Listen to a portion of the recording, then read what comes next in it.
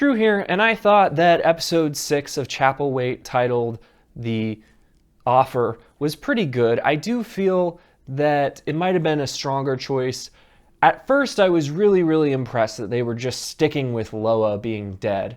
I was really impressed that they had, clearly a lot of you were questioning whether she actually was dead, but to me, last episode, it felt like it was pretty clear that she was, because if she wasn't dead, I don't feel like Charles would be sitting there moaning, clutching her in his arms. He would be rushing to get help. So it was pretty obvious to me that we were intended to believe she was dead, and that this episode opens with him just riding in, with her limp body over his horse. I felt like that was a pretty bold move. I was really impressed that the show was just going to stick with it, that they were going to keep the stakes at this high level where even little children are not necessarily safe. And I think that the show would have been better perhaps if they had just left her dead. Now, she's still dead, more or less. I mean, as Charles recognizes when Philip and Stephen offer his daughter back to him, this isn't his daughter anymore. This is a new creature. And he's never going to get Loa back as he knew her before. Find the book and we'll let you and your children live. My daughter doesn't live. Quite the opposite, cousin. She lives forever. So in that regard, things stand. I really would love to know, though, how they managed to resurrect Loa. I mean, she was dead. He dumped her in the water. How on earth did they get her out and get her to drink blood? I guess there's a few things about how people get turned into vampires in this mythology that could use some splaining. But I like this twist. I like that it puts Charles in this position where he has to turn his back on his daughter if he's going to protect his living family members, and if he's going to protect the rest of the people of the town, if he chooses to. I mean, I guess he doesn't really have a whole lot of motivation to protect them at this point. I also really liked the scene this episode. Things have really come to a head between them. I thought that the moment where she broke down and confessed to the children her regrets for how she was misusing her trust. I didn't think that I had the talent to create a story worthy of this publication, so I took yours. I thought that was really well acted, and you can see just the harrowed look on Emily Hampshire's face. I think that I was a little bit leery of this performance. I'm not sure how much of that was I could only really see her as the character in Shit Creek, and how much of that was just that she actually was miscast. But I think I'm kind of coming around to her here. And it could just be that I'm contextualizing her performance within this show, or it could just be that she's actually doing a pretty decent job. Either way, within this episode, I really admired the way that she acted that particular scene. And I also liked the moment between her and Charles as he's finally had it revealed to him by his children what she has done. And Adrien Brody's acting in this scene, you could see just the little haughty flare of his nostrils. There were so many micro expressions. I feel that it would have been so easy for them to overact this scene, to have him, blow his top and yell and throw things and overact. But instead, he was very subtle here, and just you could see the betrayal and the rage on his face. And you can tell that it's in part because he had really come to trust her, and she's really the only person in town that he has to trust. So that was very much a pivotal scene this episode. Tell me.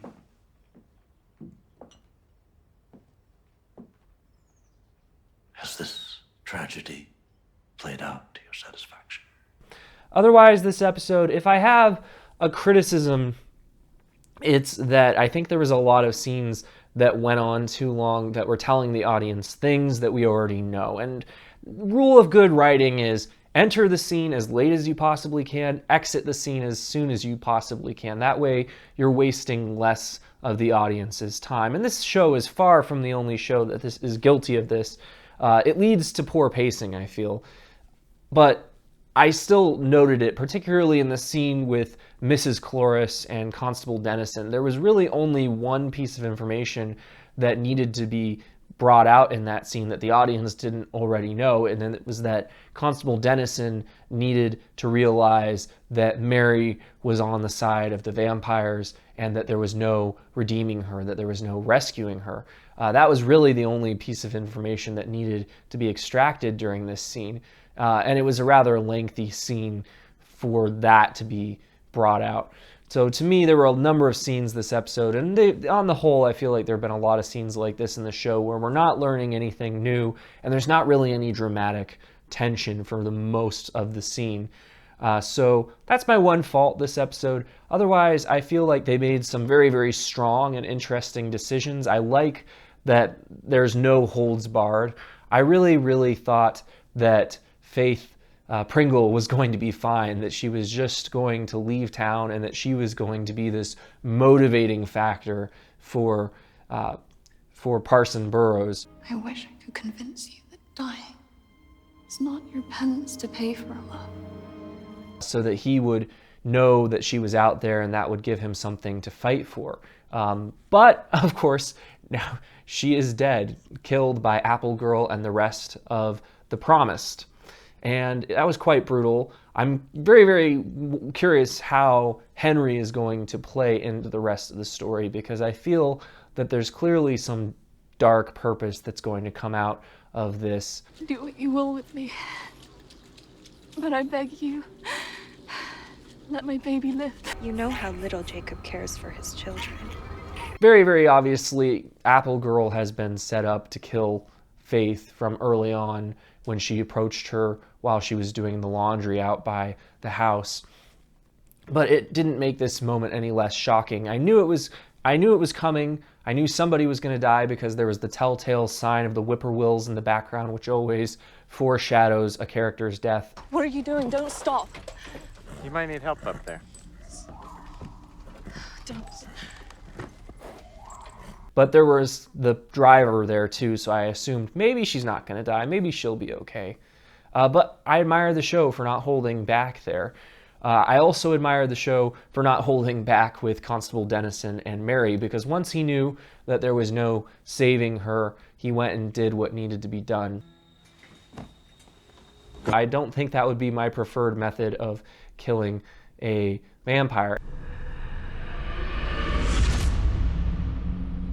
I don't know, I feel like typically there's only two ways to kill vampires, and I don't think smothering someone with a pillow has ever been mentioned as a way of killing them. Otherwise, I feel, there aren't a lot of characters that I really care about in this show, with the exception of Charles and Rebecca. But I'm starting to really care about Minister Burrows. I feel that from the beginning he's been portrayed refreshingly, quite honestly, for a person of faith.